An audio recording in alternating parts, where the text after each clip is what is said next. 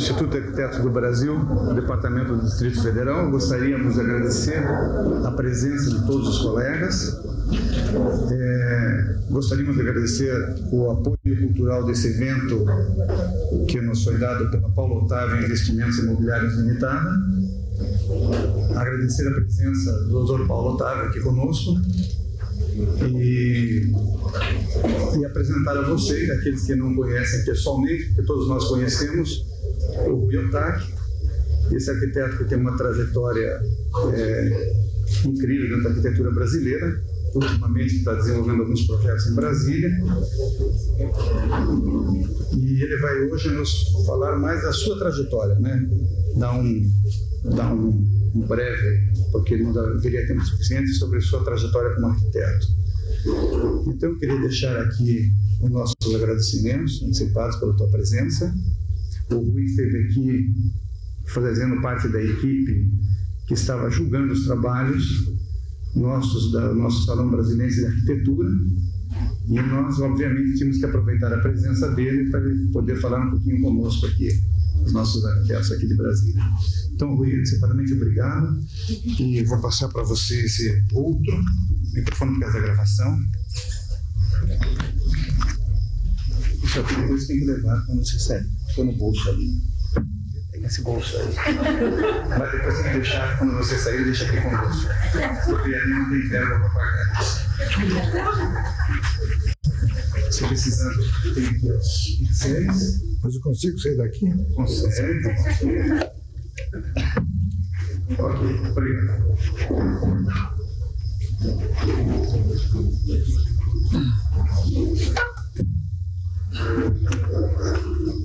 A todos vocês, muito boa noite. Eu agradeço o convite que o IAB fez para falar um pouquinho sobre os nossos trabalhos e fazer um bate-bola sobre arquitetura com vocês. E agradecer também ao Paulo Otávio pela oportunidade de dar o apoio cultural a essa nossa visita. Antes de fazer a projeção das nossas imagens, eu queria falar 2 minutinhos com relação a certos problemas de arquitetura, certas questões de arquitetura com as quais a gente se defronta. Eu não sou professor de arquitetura, eu não sou teórico de arquitetura. Essas reflexões vêm à medida que a gente vai desenvolvendo alguns trabalhos, né? Uma relação que eu acho que sempre me intriga um pouco é a relação entre a simplicidade e a complexidade, né? Em todo projeto, se a gente quiser complicá-lo, é relativamente fácil, né? Eu acho que uma das funções, um dos trabalhos que a gente tem é saber descomplicar o projeto e torná-lo simples, não pelo imediatismo, mas simples na busca da síntese, né? Então, eu acho que nessa dualidade da simplicidade e complexidade, eu acho que a procura, que pelo menos eu pretendo nos trabalhos, é chegar numa síntese. E isso vem desde a constituição do programa de áreas. Se você vai fazer uma residência, se a gente quiser esmiuçar, a residência vai ter uma residência grande, vai ter 30, 40 dependências, né? Eu acho que cabe muito a gente, nós arquitetos, a condensação dessa complexidade, torná-lo um programa mais simples. E esse eu acho que é o primeiro passo para mim, para que o projeto a gente possa dominar o projeto e fazer com que as coisas mais complexas a gente consiga resolver em direção a essa síntese. Em geral, quando eu acho que um trabalho ficou melhor, invariavelmente é porque foi possível alcançar uma síntese melhor.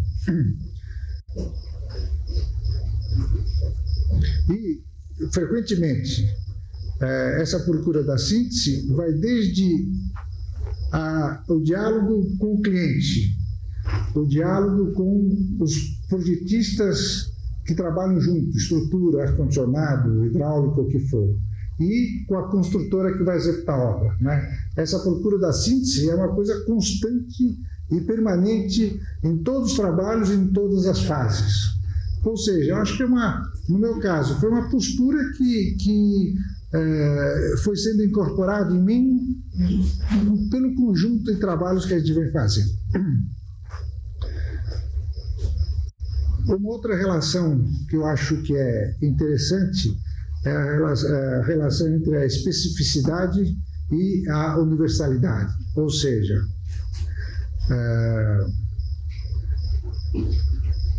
é importante uma linha chamada coerente de um trabalho, do princípio até o fim, quer dizer, uma série de trabalhos que tem uma mesma linha. O que caracteriza essa linha? É o aspecto formal? É a técnica? É o emprego do material? Enfim, o que conduz essa linha?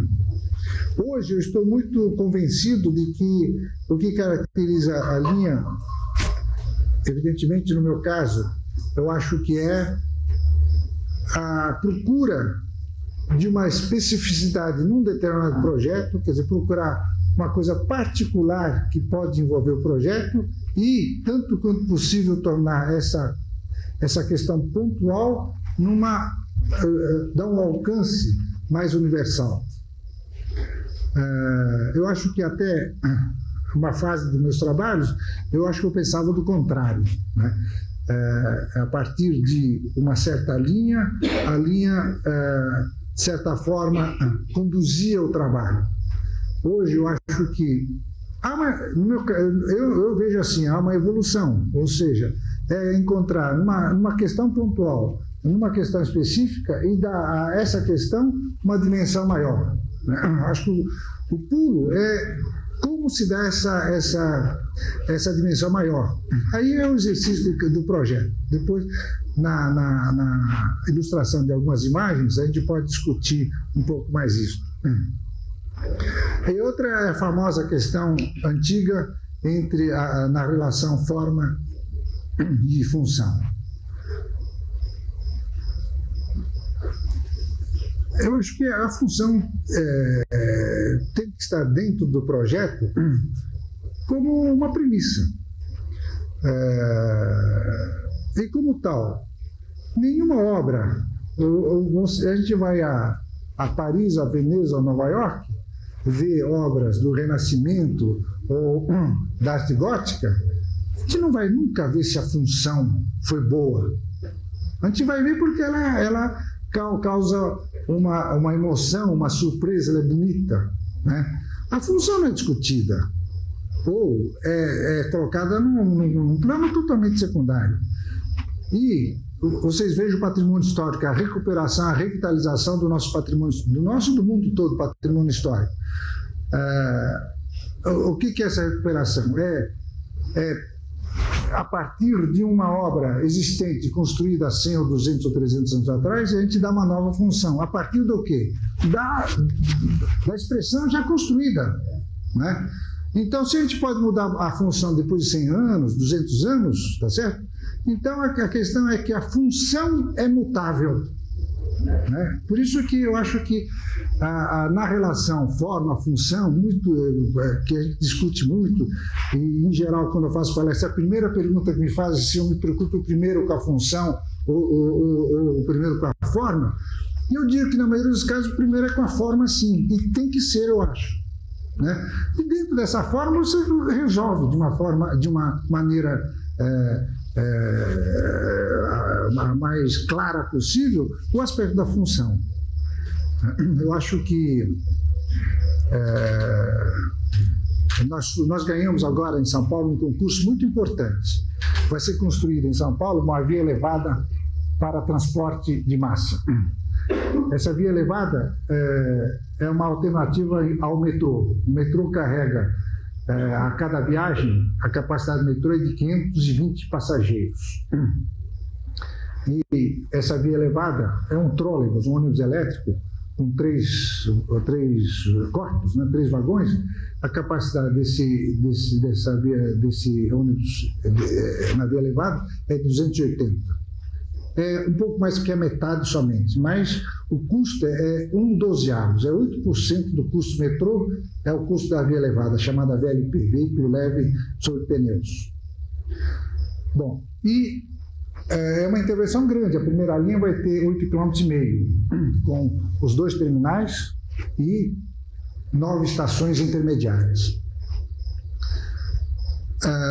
A função já está definida, a tecnologia é do trólebus, que vai correr lá em cima, e corre lá em cima para evitar os cruzamentos todos. Então, a primeira linha vai ligar o centro da cidade até um bairro de São Paulo chamado Sacomã, que hoje em automóvel a gente gasta 50 minutos, 1 hora, a VLP vai gastar 14 minutos, incluindo todas as 9 paradas.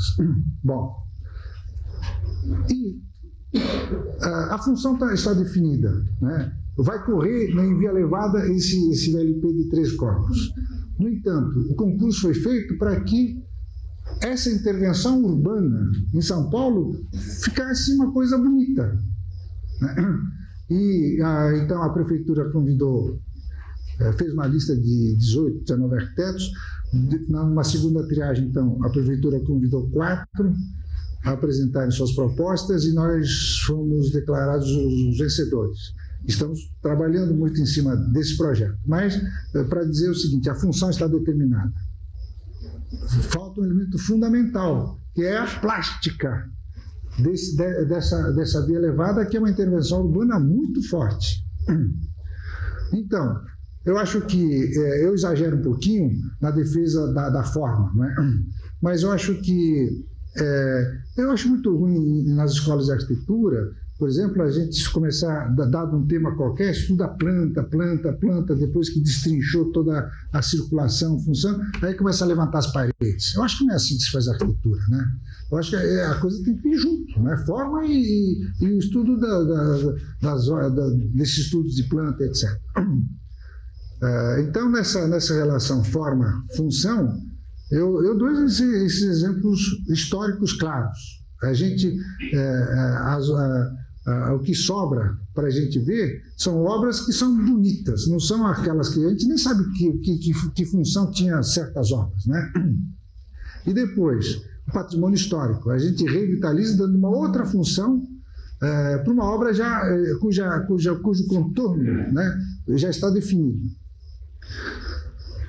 E que, é claro, que a arquitetura se faz o volume saindo junto com o desenho da forma.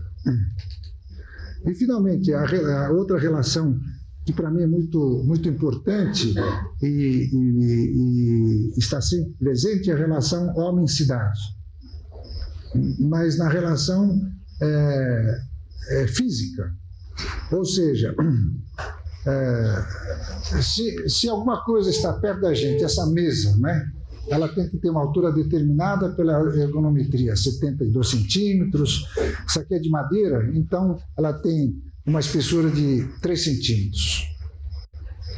E se essa madeira aqui tiver uma espessura de 12 centímetros, provavelmente ela vai ter visualmente um peso muito grande, né?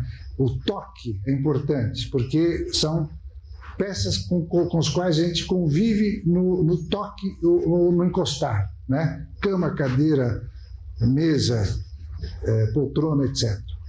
A relação de pé direito, se a gente está dentro de um ambiente, ou na parte externa, se a gente convive com esse espaço urbano.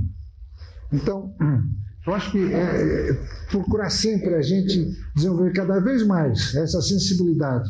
E quando a gente está muito próximo, né, quando a gente está relativamente ou num espaço totalmente aberto, né, um parque ou um projeto de uma estrutura, por exemplo, mas são coisas muito próximas do objetivo que a gente tem. E é por isso que eu não vejo nos meus trabalhos uma diferença muito grande entre o desenho de um móvel, de um objeto, até o desenho de um grande parque, como o Parque Ecológico de Tietê, que é uma extensão, o projeto total tem uma extensão muito maior, mas foram implantados 12 quilômetros. Né? É um projeto de 12 quilômetros de extensão, uma largura média de de 1000 metros. E desenho de imóveis, quase que ao mesmo tempo, fazendo desenho de imóvel, desenho de uma intervenção grande numa cidade, ou, por exemplo, o projeto do CISACAC, que o Paulo Tarbeck está começando a construir agora, dentro do projeto Orla, aqui no Brasil, ou outra intervenção significativa, que foi, e a obra está em fase final de conclusão, o Brasília Shopping Town. O shopping center está todo funcionando, e a parte escritório está no finalzinho.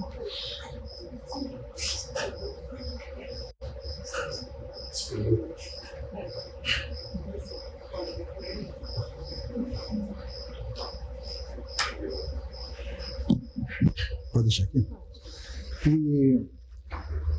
Ou seja, intervenções significativas, evidentemente nas mais variadas circunstâncias de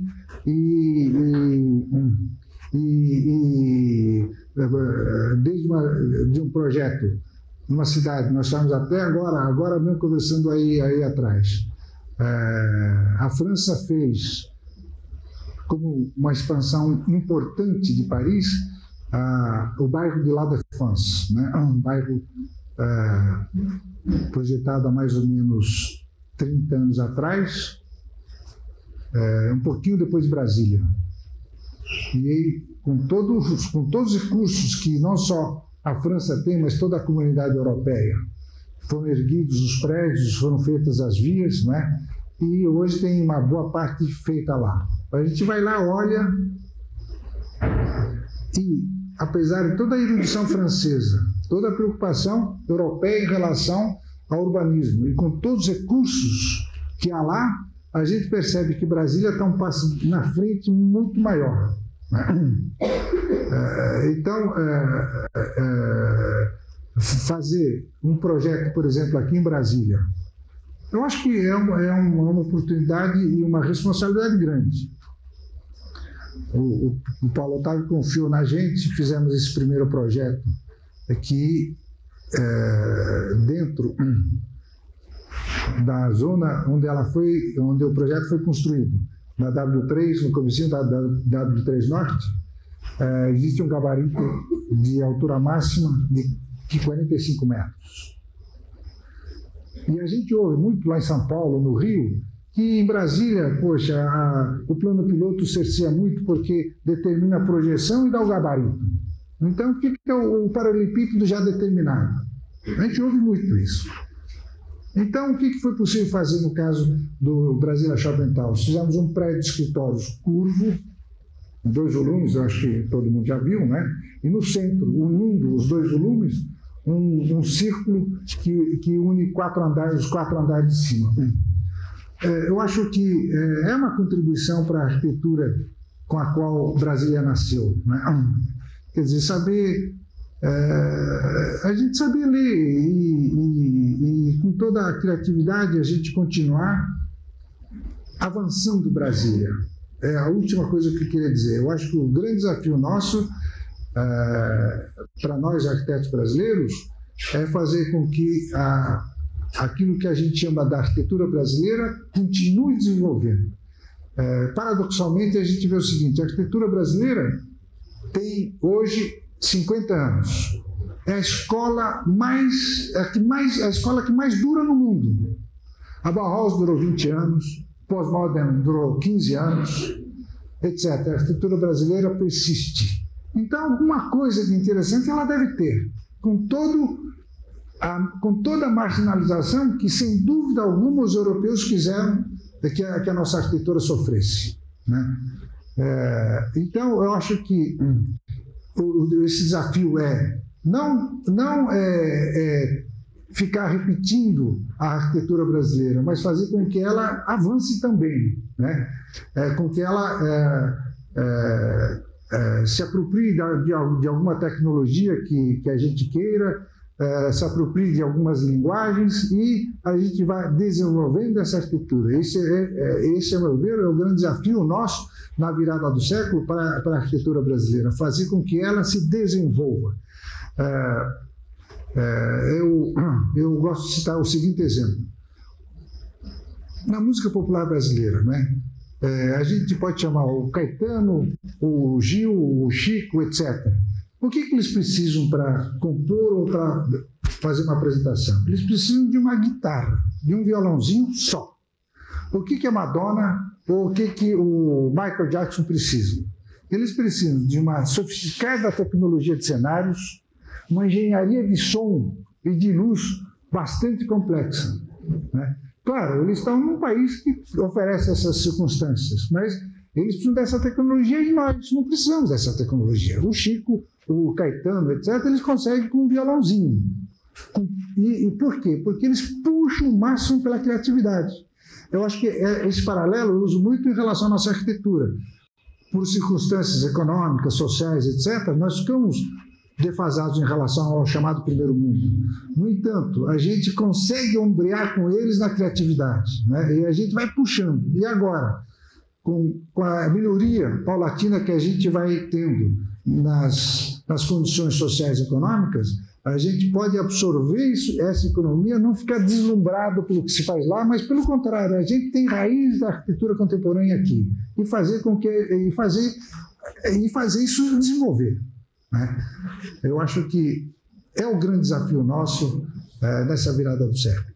Eu acho que o trabalho que o grupo de arquitetos da década 40, 50, liderados por Lúcio Costa, por Oscar Niemeyer, Redi, etc., eles desenvolveram uma coisa peculiar no mundo todo e hoje a gente recebe tantas cartas de estudantes e arquitetos da Europa, de vários países europeus, pedindo informações gerais ou específicas sobre determinados pontos da arquitetura brasileira, porque eles estão estudando lá na Europa, né? Isso voltou de 5, 10 anos para cá.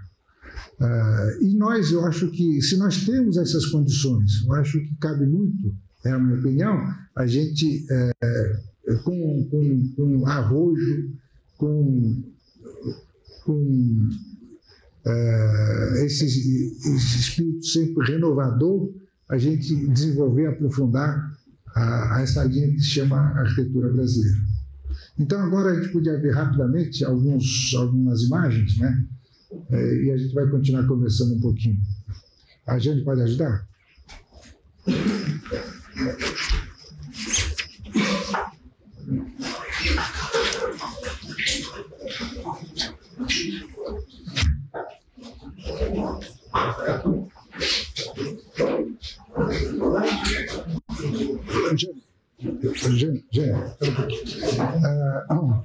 O Hotel Renascença está recém-construído lá em São Paulo.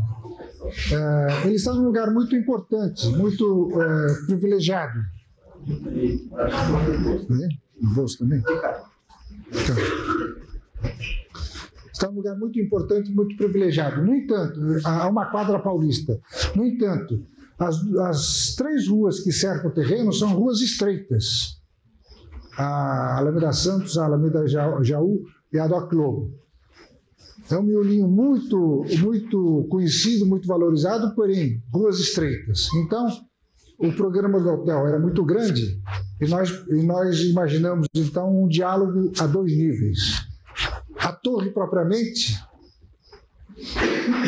que quase a gente não enxerga da rua, a gente precisa levantar bastante a cabeça, dialoga com o espaço urbano.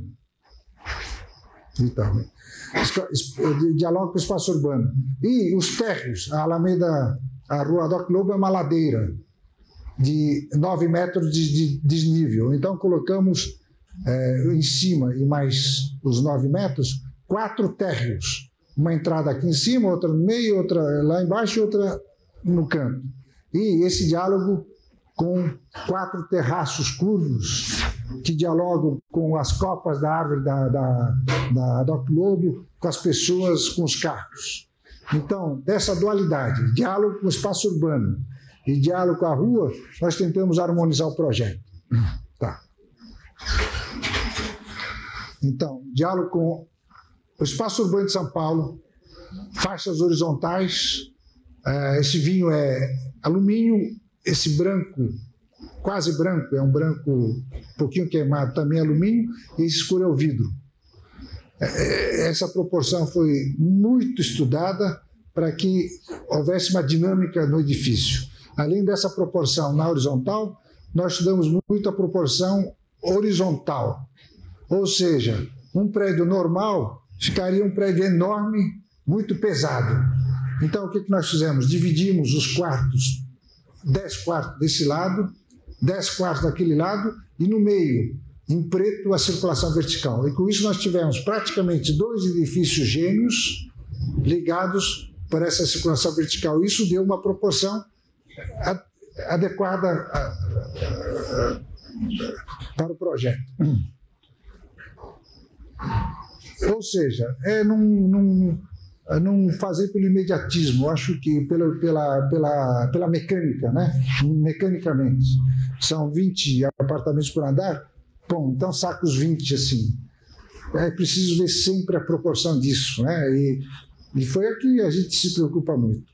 Então, dividimos em 2 blocos, com a circulação vertical, e tornamos, então, a proporção dos prédios mais instigante. E o diálogo com a rua, através desses terraços formados por essas curvas todas, em diferentes curvaturas, diferentes raios, a dialogar isso com o espaço da rua, onde tem as árvores, onde as pessoas circulam aqui pela ladeira, onde os carros andam também. E aquilo que a Escola Americana de Hotelaria não dá, né? É o lobby fechado, tá certo? Onde o lobby pretende trazer todo mundo lá para o mundo todo lá para dentro. Todo o Brasil é esse diálogo com a paisagem, né, com as pessoas, etc. Então, esses terraços são todos abertos aqui para o espaço da rua. Tá. Então, diálogo com o espaço urbano de novo e com a cidade. Tá. Aqui é o coffee shop, né? Na parte de trás. Então, fizemos essa estrutura, toda ela é de vidro. Então, durante o dia, entra uma luz muito agradável, que banha, a luz banha todo esse ambiente, e à noite aberta, né? Você enxerga lua, estrela, etc. Então, o vidro não é só na lateral, mas na lateral inclinada, na parte superior, nessa outra lateral. Um dos terraços. Tá. A planta, como falei, 10 apartamentos desse lado, 10 do outro lado, a circulação vertical com 5 elevadores sociais e toda a parte de serviço, a parte de dutos, elevadores de serviço, etc. E lá a planta esquemática dos 4 andares térreos. Um é do chamado saguão do lobby, outro é do centro de convenções, o outro é de restaurantes, e o terceiro o outro do business center, onde tem pequenos escritórios para aluguel diário, né, equipado de fax, não sei o quê, etc. Bom. Essa é a parte de Brasília, nesse terreno, então, um terreno muito bonito que dá para o Lago Paranoá. São 150 metros de frente aqui para o lago, e atrás passa a avenida que vai dar aqui no Alvorada. Aí aqui do lado, o Brasília Palace.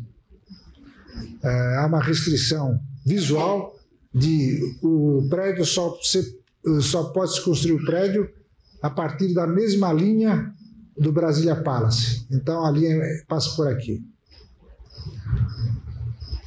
Altura máxima 4 pavimentos, 12 andares. O programa pedia um hotel, 12 metros de altura. O programa pedia o hotel e flats, cujo lançamento se verificou na semana passada. E, no meio dos dois, um centro de convenções bastante grande, 1.000 pessoas aqui nesse salão de festas, com varanda e terraço aqui, visuais para o Alvorada. A Veja não precisa ficar preocupada porque a gente enxerga a Casa Branca, né? Qualquer hotel lá de Casa Branca, a gente enxerga lá o Clinton passando ali, né? O primeiro-ministro inglês mora no centro da cidade, Downing Street, etc. E, a menos que o nosso presidente fosse morar no sítio, senão ele vai ter vizinhos, evidentemente, né? Segundo, aqui está o Alvorada, o Brasília Palace Hotel, né? Esse projeto é do lado do Brasília Palace. E é claro, entre esse conjunto e até o Alvorada, é um bosque que torna não edificante toda essa área. E o bosque tem que ser plantado. Então, esse é o projeto. O desafio desse projeto é fazer com que o hotel possa receber formalmente chefes de Estado, ministros de países amigos, etc., e, ao mesmo tempo, ser um resort, quer dizer, um hotel de descanso, de lazer, porque está ligado à praia, ao lago.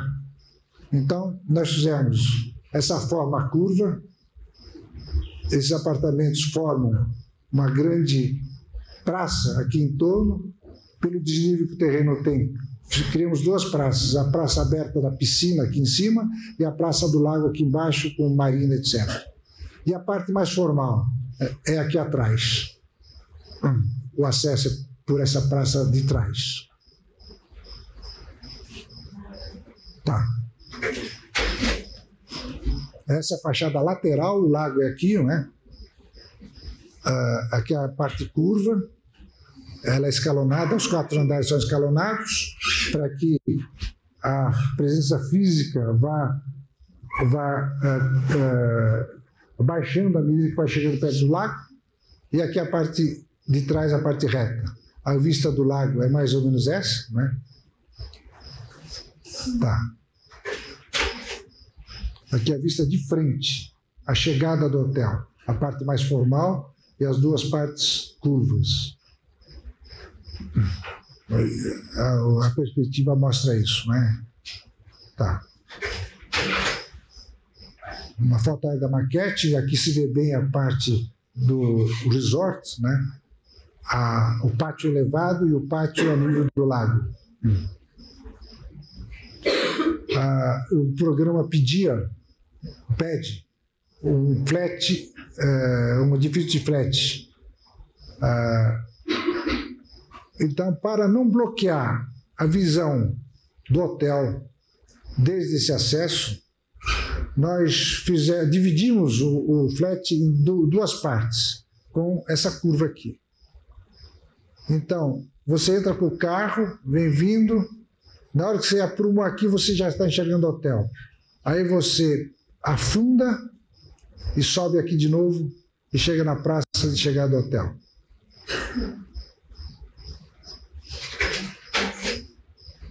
O plano geral, o hotel, a parte do resort, a parte mais formal, aqui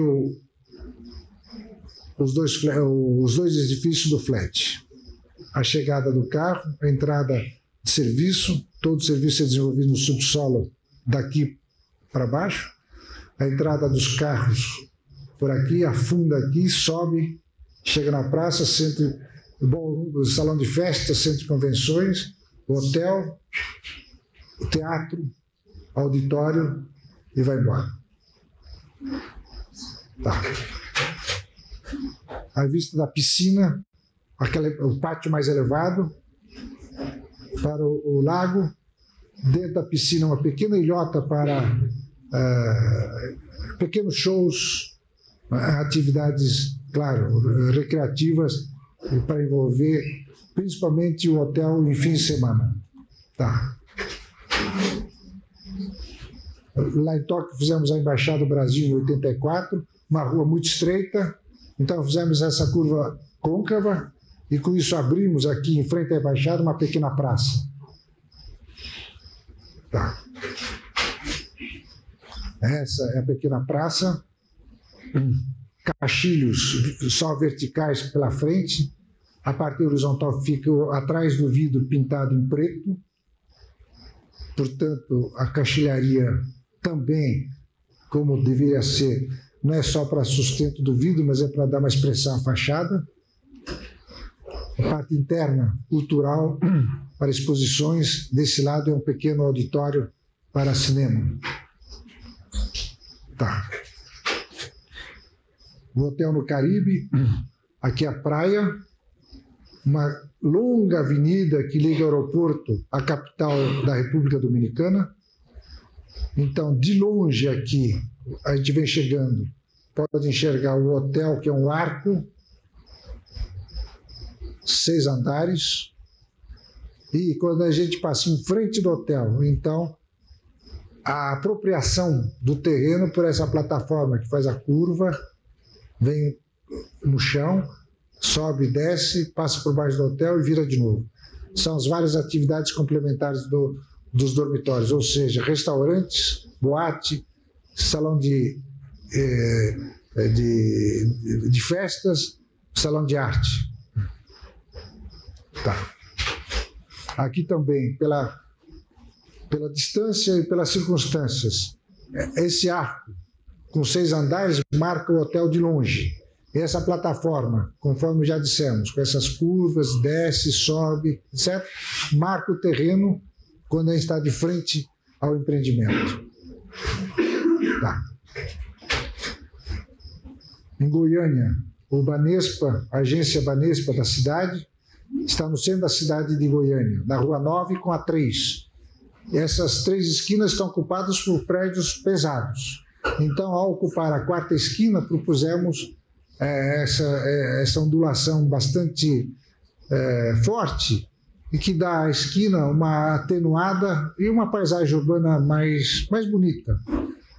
Pelo calor de Goiânia, então, estudamos essa fresta de 50 centímetros e, com isso, fizemos pequenos deslocamentos entre essa vertical e esta, e com isso a gente acha que tornou esse volume, não só pela curva, mas por essas diferenças verticais, um desenho bastante dinâmico.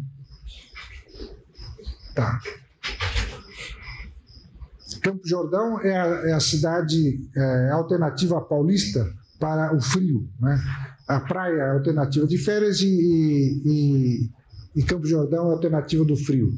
Então, os paulistas, a partir do começo do século, que iam à França, à Europa, e viam na França, principalmente na França, nos lugares mais frios, as casas nos Alpes, porque neva lá, né? Etc. E voltaram para o Brasil, começaram então, há 70, 80 anos atrás, a construir as primeiras casas em Campo Jordão. Lá não neva, né? Mas todas as casas em telhado, porque aquela coisa da dominação cultural, né? Imitar uma casa europeia que o cara tinha visto, achado interessante, etc. Então, fizemos um projeto com 2 apoios, um aqui e outro lá atrás, balanço de 22 metros, concreto, só. A Telesp é a Telefônica de São Paulo, ficou até com medo de implantar o projeto. Ele levantou uma polêmica na cidade. E o patrimônio ambiental urbano? Eu acho que foi uma discussão muito boa, porque eu acho que o patrimônio ambiental copiado de uma forma totalmente aleatória é um patrimônio que não representa muito a gente.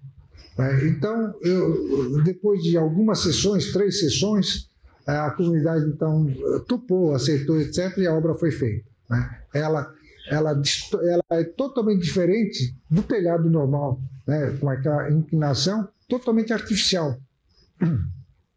Tá. Outra Telefônica, uma cidade de Biúna, numa praça, então fizemos o projeto tocar em 2 pontos, aqui na outra extremidade. E aqui entra um outro conceito, né?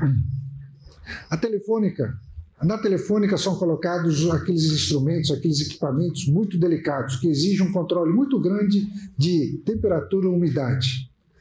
Portanto, é mais mecânico pensar que colocar os equipamentos para cima, porque é mais fácil controlar a temperatura e umidade, e as pessoas são atendidas no térreo. é o raciocínio mais imediato.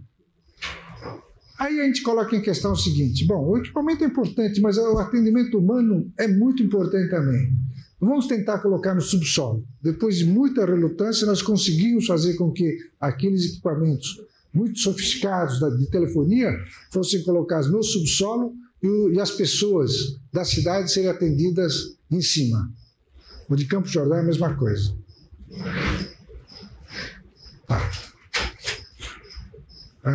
Butantan, a agência de um banco em Butantã, a saída de São Paulo para Curitiba, esse projeto é de 15, 18 anos atrás, era uma saída muito desorganizada. Típica saída das boiadas, típica não, era uma saída de boiadas do século passado. Aquela estradinha de terra sinuosa. Como é que ela foi sendo ocupada? Foi sendo ocupada de uma forma muito desorganizada. Posto de gasolina, borracharia, padaria, etc., mas totalmente uma linguagem muito igual a todas as saídas de cidades que a gente tem. Então, achamos que seria importante entrar com um desenho geométrico muito rigoroso, como um pequeno modelo para organizar essa saída, não é? Que precisava de uma organização, né? Ela estava totalmente, era uma saída de São Paulo totalmente desorganizada. Então entramos com esse desenho geométrico rigoroso, apoiado em 4 pontos, né? 2 na frente e 2 atrás. Tá. 2 anos atrás fizemos no corredor Ibirapuera, um corredor de ônibus segregados, significa aquela canaleta só para o ônibus, né? Dentro do sistema viário existente. Então são necessárias algumas paradas. E nós fomos convidados para fazer algumas paradas, então dentro dessa Avenida Ibirapuera, que tem um tumultozinho na comunicação visual, procuramos primeiro identificar a parada com essa estrutura que começa aqui, se apoia no chão, levanta, faz esse lance e se mete para cá. E aqui no meio é uma estrutura tradicional espacial. Mas criamos esse elemento no centro, para cima e para baixo, para dar uma personalidade a essa estrutura tão utilizada. Tá. Quando, há 4 ou 5 anos atrás, Brasília se candidatou aos Jogos Olímpicos. Até por iniciativa de Paulo Otávio, foi quando eu vim a conhecê-lo. E nessa ocasião, nós fomos convidados para fazer alguns projetos esportivos da candidatura de Brasília. Esse aqui foi o projeto do ginásio de ginástica. Ou seja, essa estrutura curva de concreto, que vai para lá e outra para cá, é ela que segura a estrutura metálica. Está naquela dualidade que frequentemente eu acho interessante na nossa arquitetura brasileira.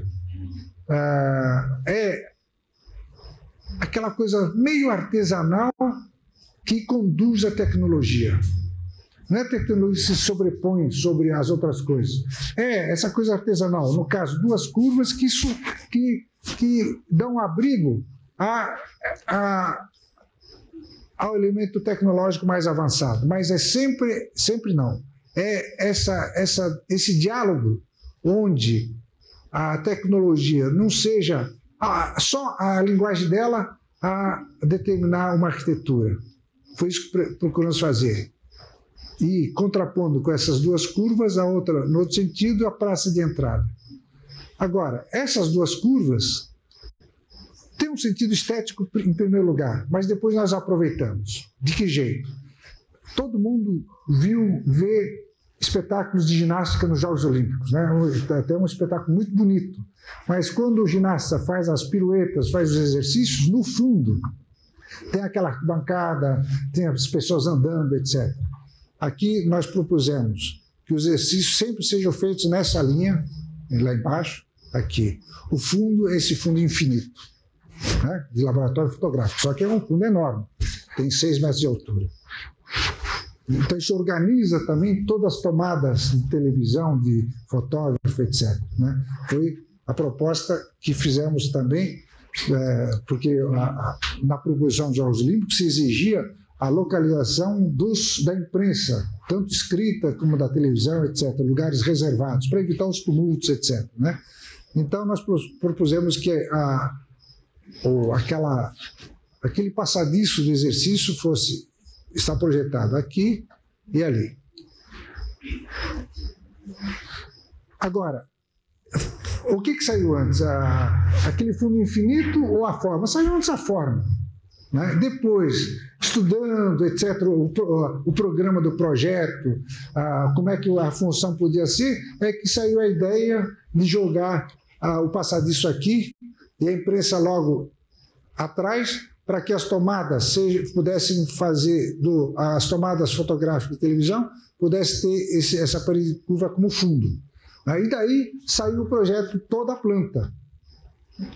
Por isso que eu volto àquela coisa do específico e do universal. Às vezes, aproveitando uma característica do projeto, sai o resto da planta.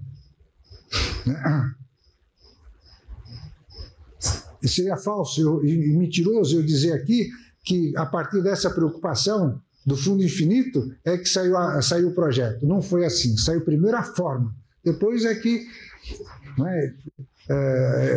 estudando, etc., surgiu essa oportunidade de colocar a forma como fundo. Tá. A quadra de tênis. Os Jogos Olímpicos exigem uma quadra central de tênis com 8.000 lugares. Então, pusemos 4.000 aqui, 4.000 aqui. E exige 2 quadras secundárias com 4.000 pessoas. Então, se aqui tem 4.000, aqui também tem 4.000 e está resolvida a segunda quadra. E aqui, simetricamente, a outra.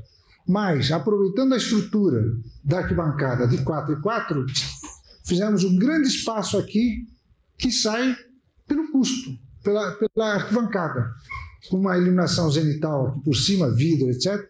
Então, criamos 2 espaços grandes aqui embaixo da arquibancada, mas não como espaço debaixo de arquibancada, mas um espaço muito rico, organizado, aqui dos atletas, restaurantes, pequeno shopping, etc. E aqui, museu do tênis, comitê olímpico, essa coisa toda. E as outras quadras, sem arquibancada, lateralmente. Então, a gente dá também a quadra, um estádio de tênis, uma forma totalmente inusitada. E aproveitando a estrutura, englobando as 3 quadras que exigem arquibancadas, enriquecendo, proporcionando esses 2 espaços internos. Tá. E a parte hípica, ou seja, a parte de treinamento, exercício de treinamento e exercício de saltos. Obrigatoriamente ela tem que ser descoberta e coberta a parte do público, que propusemos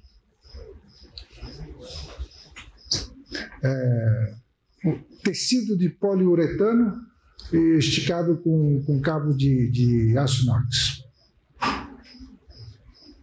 Então isso dá um grande guarda-chuva, né, com o tecido branco, a permitir a entrada muito bonita da luz. Tá. O Parque Ecológico Tietê, essa mancha é a cidade de São Paulo. O rio Tietê é o rio que cruza a cidade, vem da nascente por aqui, atravessa a cidade e sai por interior. Esse trajeto aqui na cidade, daqui até aqui, é um trajeto de 12 quilômetros canalizado. É a Marginal de Pinheiros, que certamente vocês conhecem. Nós somos chamados para ver o que se poderia fazer a montante, isto é, antes do rio chegar à cidade de São Paulo, nesse trecho. Tá. Então, nós deixamos de lado a proposta da canalização. Porque a proposta de canalização é feita por hidrólogos, sem urbanismo. E o hidrólogo pensa a sua função de como captar água sem deixar a água extravasar e como conduzir essa água em época de chuva grande, né, que é janeiro e fevereiro em São Paulo. Então, a solução mais imediata é fazer o canal, a seção no canal calculada hidrologicamente para suportar toda a água que cai de chuva e toda a contribuição das águas nas duas margens. E fazer dos dois lados uma marginal em amarelo. Essa é a proposta dos hidrólogos. É isso que é feito na grande maioria dos casos. Com uma célebre frase assim, a avenida de fundo de vale. A meu ver, isso aqui é um grande equívoco urbanístico. Isso aqui é um empobrecimento da cidade, principalmente nos rios de vale, que fazem aquela coisa sinuosa, que é o caso do Tietê. Então, nós propusemos não fazer esse imediatismo, que além de não trazer nenhuma contribuição urbanística, erraram na conta. Porque todo janeiro e fevereiro, vocês estão cansados de ver pela televisão e pelos jornais, o rio transborda e inunda a cidade. Quer dizer, nem a parte de hidrologia foi acertada. A parte urbanística ficou lamentável. O Rio Tietê perdeu aquela coisa bonita e aquela importância paisagística que tinha em relação à cidade de São Paulo. Então, nós propusemos uma sucessão de lagos, nesse trecho, aproveitando os buracos que existem na várzea, buracos de extração de areia, né? E fazer a marginal o mais longe possível, porque tudo isso aqui é desocupado, porque é uma lama, e no verão isso aqui transborda, né, o rio, antes da canalização. Então, a cidade não ocupa, a cidade vem até esse ponto, a malha urbana, e até esse ponto. Então, trazer a avenida marginal o mais longe possível e criar aqui dentro um parque para uso social, recreativo e cultural, basicamente, né? E, com isso, há um ganho, evidentemente, paisagístico, há um ganho social, porque essa área leste da cidade é a área mais carente de São Paulo, população de pouquíssimos recursos, que pode usar, então, essas duas margens. E o Parque Ecológico foi implantado numa extensão de quase 12 quilômetros. É o único trecho do Rio Tietê que não inunda em São Paulo. Porque, ao fazer esse projeto, fizemos com que o rio respirasse, não é? Trabalhasse com a natureza. Então, há um aumento de nível, mas esse aumento de nível é tão pequeno nessa condição que não afeta nem os equipamentos esportivos e culturais que foram construídos aqui do lado. Tá. Então, evitar essa solução, isso aqui tudo era uma várzea. Na hora em que se retificou o rio e se colocaram as duas marginais, o que houve? A cidade veio para cá, né? E veio, quem se aproveitou disso, evidentemente, foram a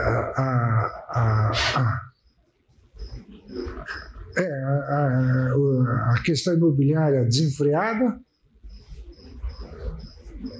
aproveitando do gasto grande do poder público, né? E nós propusemos isso aqui, né? Aqui é a cidade de São Paulo. Essa grande área fica, então, preservada. Não preservada, eu não gosto muito da palavra preservada. Preservada é um retrocesso, eu acho. É valorizada, né? Uma área valorizada pela alguma vegetação existente e pela construção em vários trechos de equipamentos esportivos. Tá. Então, esse é o trecho, um dos trechos que foi implantado. Aqui há trabalhadores, não, aqui havia trabalhadores chegando a São Paulo e aqui trabalhadores saindo de São Paulo. Aqui é outro trecho.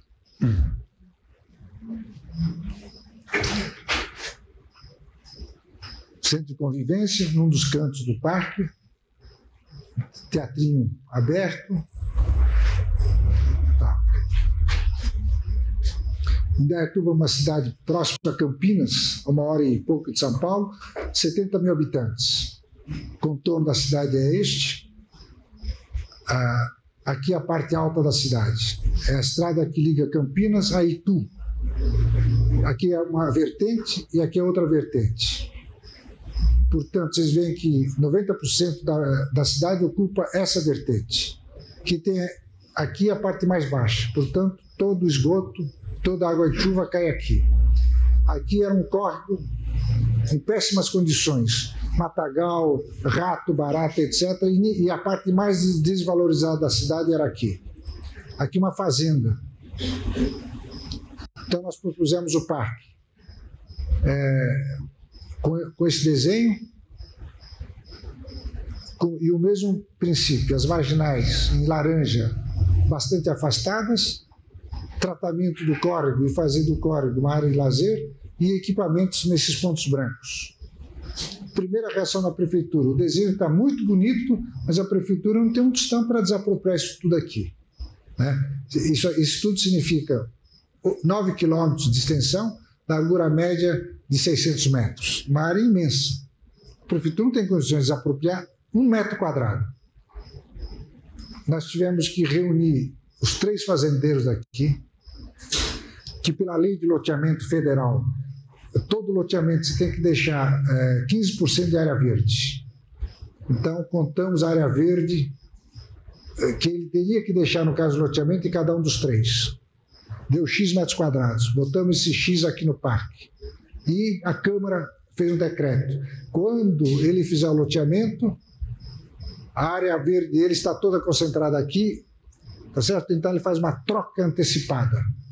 E com isso a prefeitura não teve que despender nada para fazer o parque, em termos de apropriação da área.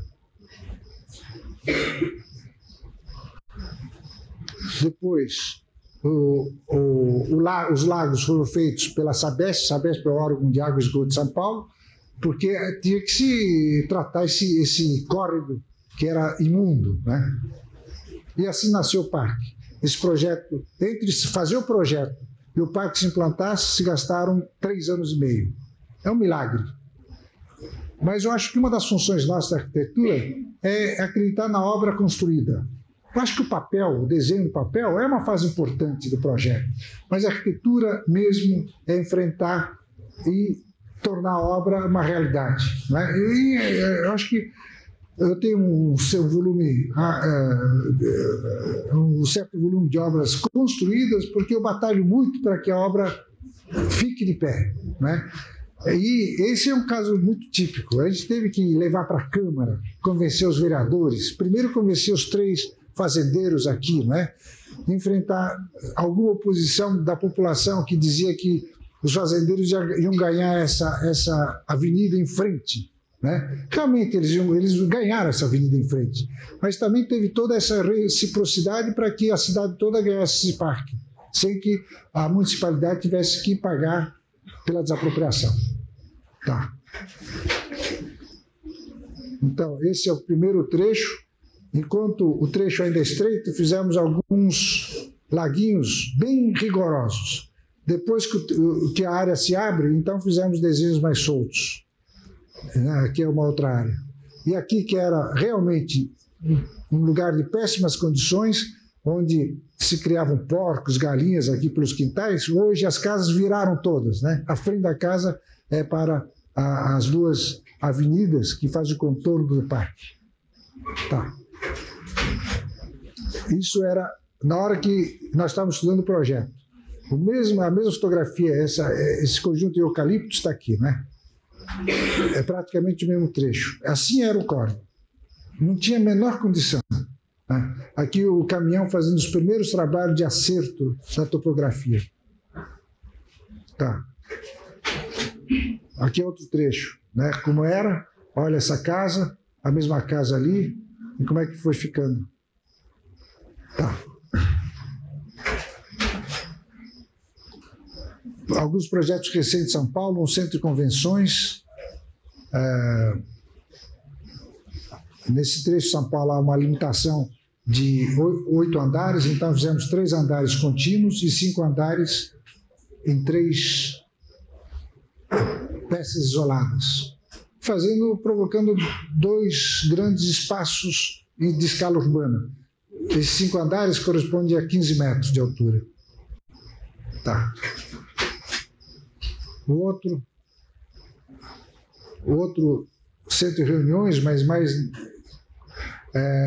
de cultura ligado a curta-metragem, clipes, etc. Então fizemos um bloco que tem 7 metros de altura, todinho em vidro espelhado e o acesso marcado aqui.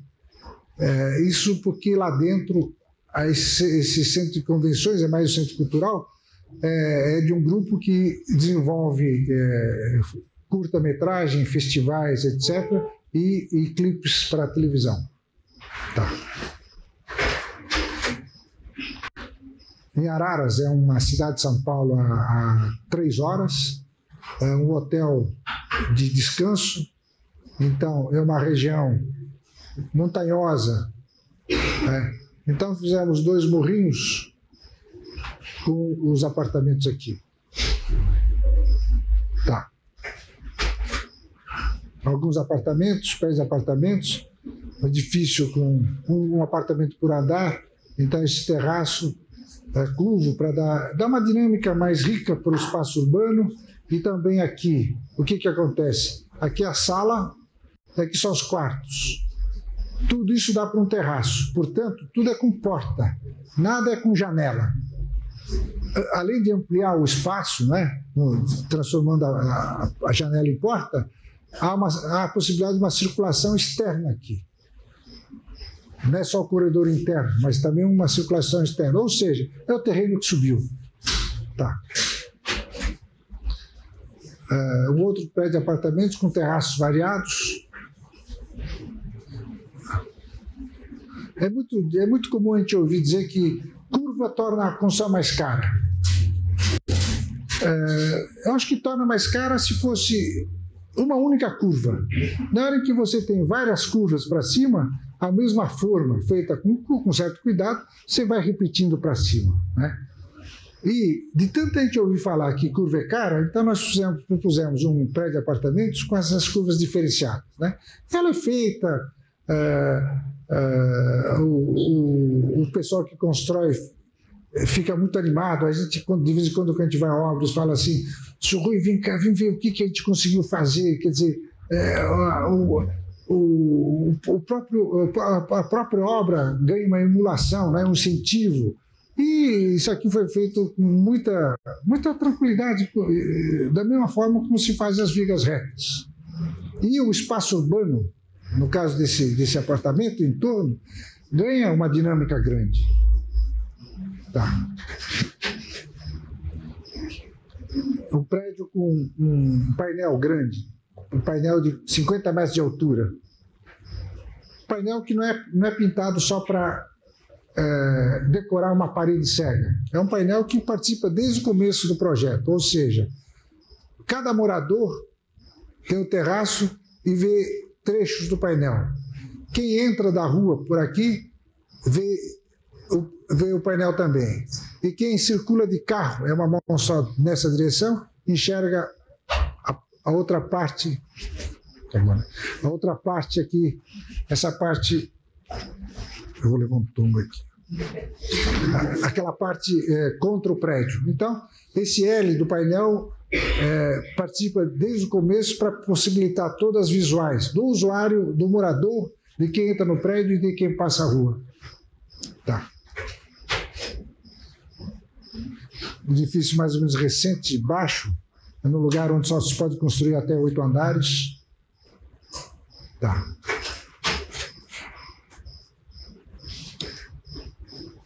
Aqui houve uma defasagem. Isso aqui é um prédio de apartamentos. Tá. Não, pode continuar.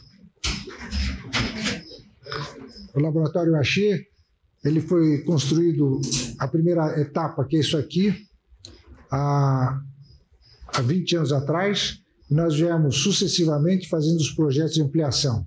A ampliação que não obedeceu a um plano original, porque os terrenos laterais do outro lado e de fundo foram sendo adquiridos pelo Axê à medida que o tempo foi passando. Então, é claro, a segunda etapa do Axê é essa aqui, porque eles conseguiram comprar esse lado. A terceira etapa veio para cá, porque eles adquiriram o outro lado.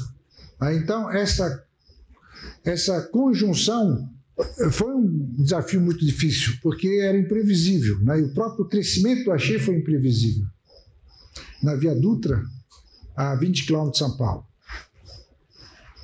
Tá. Aqui é outro aspecto do laboratório Axê. Tá. Agora você faz o seguinte, você espera esse. Esse é o pavilhão de Osaka que nós fizemos com o projeto Paisagismo do Bruno Marx. Ficou muito sacrificado aqui porque essa foto foi tomada logo quando o pavilhão ficou pronto e o paisagismo ainda não tinha tomado corpo. Esse aqui são essa forma.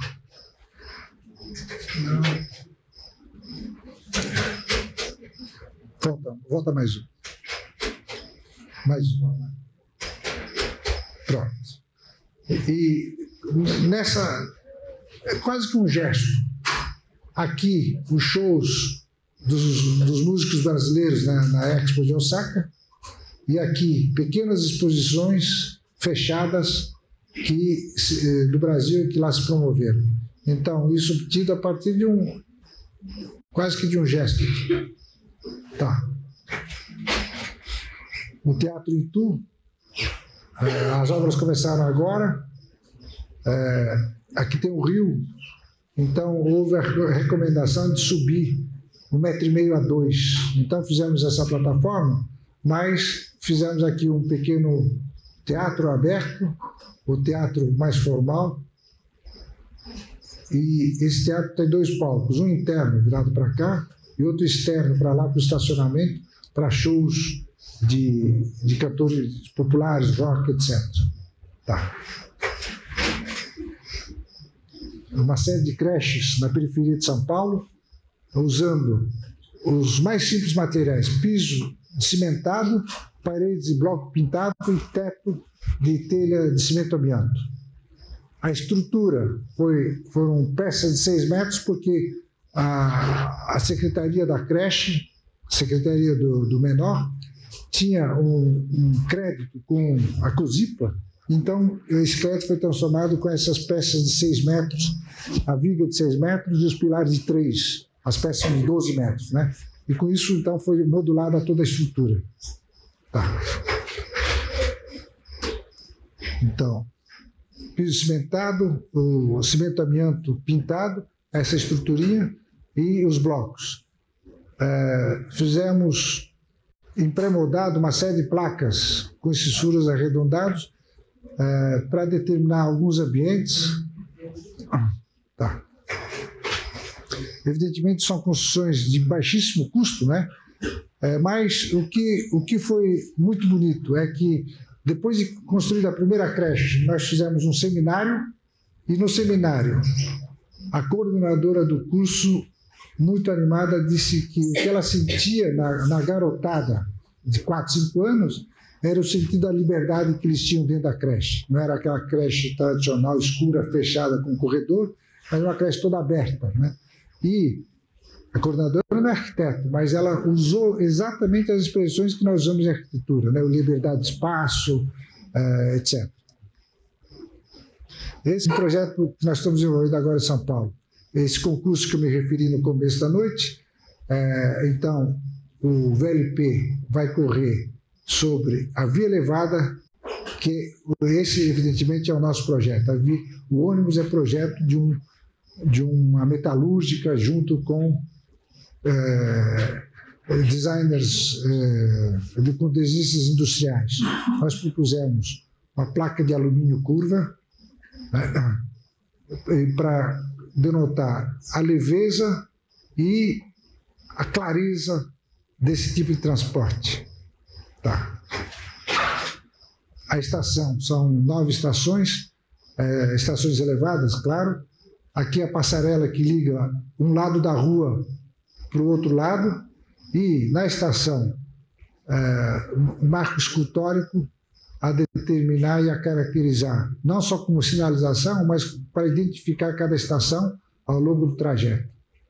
Aqui uma elevação. Esse material foi o material do concurso. Esse concurso foi há 2 meses atrás. Tá. Esse é o corte, então, a estrutura pré-moldada e a chapa de alumínio que dá essa volta. De propósito, interrompemos aqui porque a visual que a gente tem dessa peça é sempre aqui de baixo. A escala humana está aqui. Então, essa parte mais longa interrompemos aqui para dar também a esse desenho uma dinâmica maior. Então, a placa azul de alumínio vem, interrompe aqui, fica escuro e retoma e faz outra curva. Tá. Agora, na semana passada, entregamos um dos terminais. Claro, a linha tem 2 terminais em cada extremidade e 9 estações intermediárias. Isso aqui é o terminal, um dos terminais. Aqui é a passarela onde chega o público, mezanino, bilheteria, etc. Desce a escada e aqui é uma pequena gare onde chegam os VLPs. Então, propusemos uma estrutura metálica e esse arco, que evidentemente não toca no chão, é a estrutura interna, um pouco maior aqui, com placas perfuradas para formar quase que uma gaze, né, em cada lado e dar a conformação do espaço interno. Isso aqui é grande, isso aqui tem 100 metros de comprimento e aqui são 16 metros de altura. Tá. Bom, como nós falamos, eu acho que a relação nossa com a proporção, basicamente, é uma relação constante, desde o toque, né, até esses espaços urbanos. E é por isso que também, junto com a arquitetura, eu acho que todo mundo, né, fizemos certas peças para reforçar o espaço arquitetônico. Mesmo que nós não sejamos nem decoradores, nem designers, mas todo mundo fez um banco, uma estante, etc. E aqui nós fizemos uma estante, por exemplo. E a estante de concreto então não vamos fazer uma estante de concreto imitando a madeira. Concreto é concreto, tem a sua qualidade própria, tem a sua expressão própria e principalmente tem a sua técnica própria. Então, fazer com concreto é aquilo que a madeira não faz. Essa estante é só apoiada aqui no chão. É claro que vem uma ferragem por aqui, que se engasta na laje. Ela é solta em cima, solta do lado, né, em algumas prateleiras. Aqui lá a mesma coisa, é um círculo, um pé só aqui e estantes. Tá. Bom, mesa com um balanço grande, né, com um pé, um desenho de pé e balanço de 1,5 m por 1,5 m. A madeira faz com alguma dificuldade, né?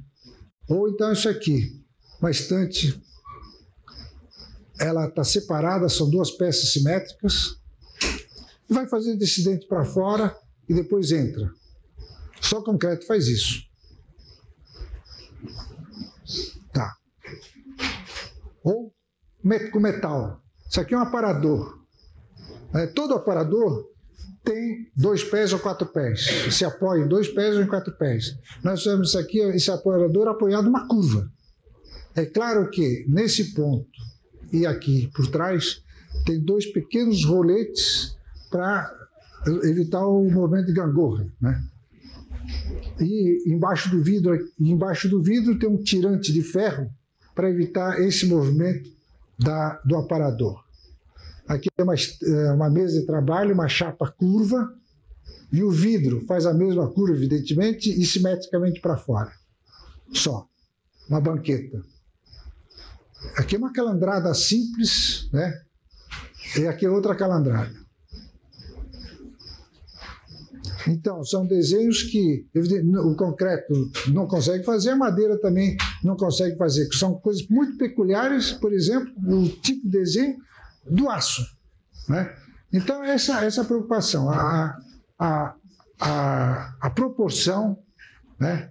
E a escolha do material tentando aproveitar o máximo da possibilidade desse material, não só nos móveis, mas também nas obras, etc. Né? Por que eu uso muito concreto?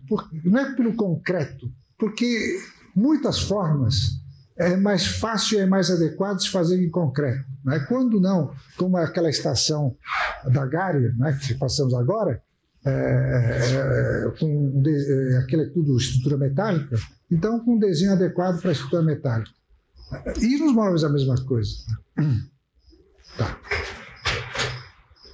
Essa poltrona, essa aqui é uma calandra que vai até aqui, a outra calandra simétrica, o apoio e é uma solda aqui e aqui, e o encosto. Aqui esse detalhe é daqui. Aqui. Tá. Um ambiente, por exemplo, essa sala, né? Tem um sofá também a 90 graus, mais 90 graus inclinados aqui, uma mesa que é dobra, 3 dobras formando os 3 pés e montou a mesa, etc. Né? Lá também outro ambiente, não, é o mesmo, de outro ângulo. Enfim, eu acho que a gente tem a condição de fazer desde grandes intervenções urbanas até objetos, né, pequenos, dentro de toda uma mesma visão, uma mesma preocupação e uma mesma direção, uma mesma linha de trabalho. Tá. Esse de Brasília que está quase pronto, então, dentro do gabarito máximo permitido, nós temos essa curva do edifício escritórios, aqui é o outro prédio com essa curva, e aqui no meio, esse aqui é um círculo, que ainda na fase de construção não abriu esse direito, mas que vai ligar os últimos 4 andares. E aqui embaixo o shopping. Tá. A planta, a situação geral, isso aqui então é o edifício escritórios, o outro, e aqui a cobertura do shopping. A planta dos escritórios, enquanto eles estão separados. Tá. A planta do shopping, 2 níveis. Tá. A praça de alimentação com a cobertura grande, outra vista próxima. A luz que entra de cima é uma luz muito agradável, né? Todo o mall desse shopping. Eu acho que o clima de luz que entra pela cobertura zenital ficou muito interessante. Então, de um piso para o outro, nós fizemos grandes furos para que a luz penetrasse e banhasse os 2 pavimentos. Tá.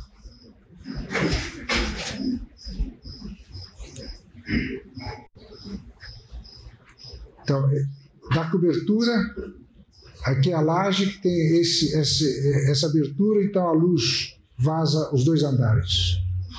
Tá. Objetos que foram feitos, por exemplo, banco. Aqui, esse desenho não é nosso, mas eu gostei muito do trabalho que foi feito, porque isso aqui é a fachada do edifício, invertida, né, formando banco, a lixeira, etc. Alguns tratamentos que demos a pilares, o mesmo objeto. Tá. Alguns detalhes da fachada. Essa placa vista de frente. Tá.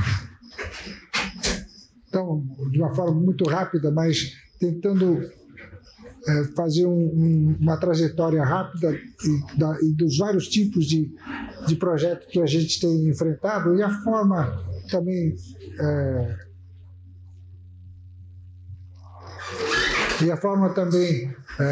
de uma forma rápida também, o raciocínio, as preocupações e a forma como a gente tem procurado enfrentar, solucionar e apresentar esses trabalhos.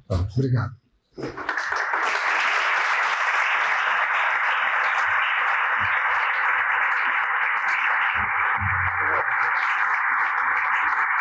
Não sei se alguém quiser fazer alguma pergunta, né? Se estiverem dispostos a perguntar.